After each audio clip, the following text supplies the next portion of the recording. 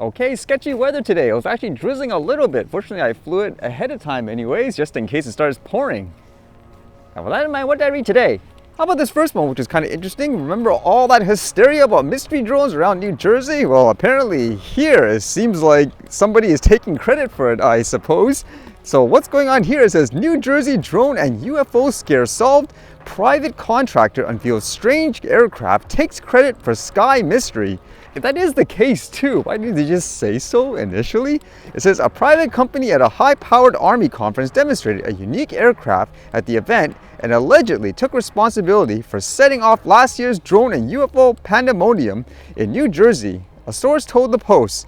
At the Army's UAS and Launched Effects Summit at Fort Rucker in August, a private contractor conducted a live demonstration of a manned aerial craft that wowed the crowd with its unconventional appearance and unorthodox flight movements, an attendee told the Post, saying here, quote, "You remember that big UFO scare in New Jersey last year? Well, that was us," an employee of an unmanned contractor claimed to a small group after the demonstration. According to the source who was invited to the summit, the company was in the air over the Garden State in November 2024 to test out their capabilities. The contractor's employee claimed to the source, adding they were not required to disclose their activity to the public because of a private government contract.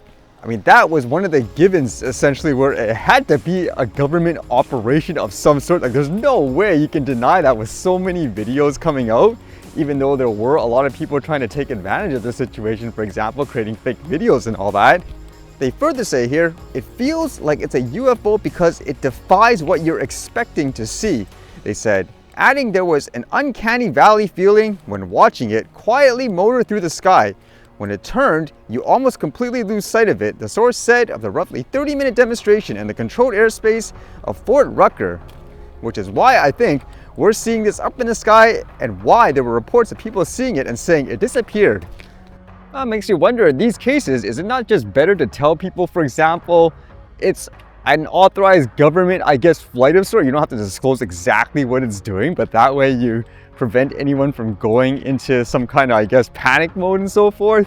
But with that, the sight of drones is making people still worried around the world, and people are demanding for more laws to deal with them. And then how about this one? This one says, UK military to get powers to shoot down drones near bases. British soldiers will be granted new powers to shoot down drones threatening military bases. Defense Secretary John Healey unveiled the plans in a speech on Monday, which are intended to allow troops to take faster, more decisive action. 4 British air bases used by US forces reported mystery drone sightings last year, while drones have disrupted airspace across Europe a number of times in recent months.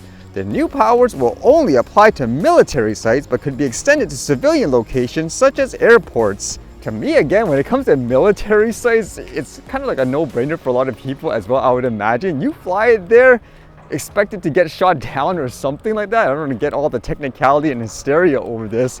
It sounds like it's more for kind of like what they imply.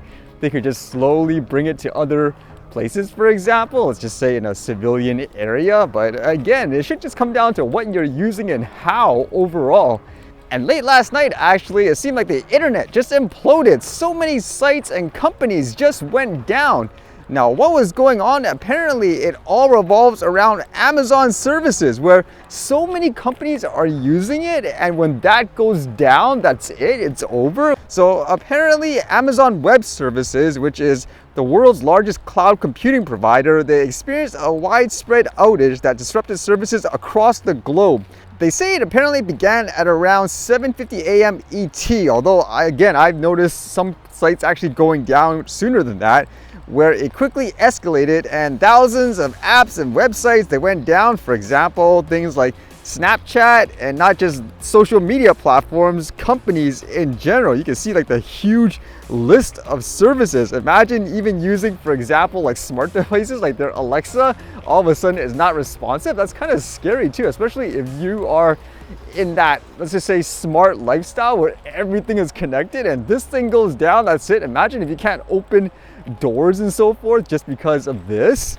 So they figured out what was going on. Apparently, the root cause was a failure in the underlying internal subsystem, which is responsible for monitoring the health of the network and load balancers, and for some reason, it malfunctioned. And as a result, it triggered excessive throttling and overload on related components. And the issue apparently was in the east side of the US, apparently in North Virginia.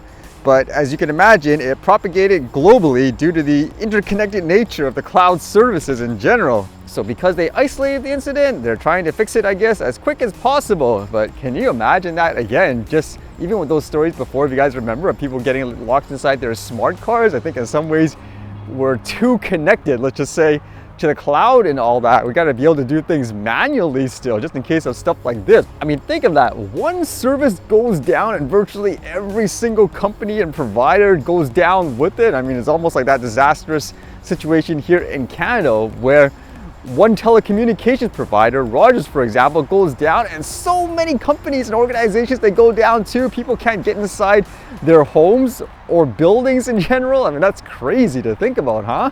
I guess during times like that, somebody living like in a low-tech farm, for example, isn't too worried because they have everything covered in that regards, I guess, huh?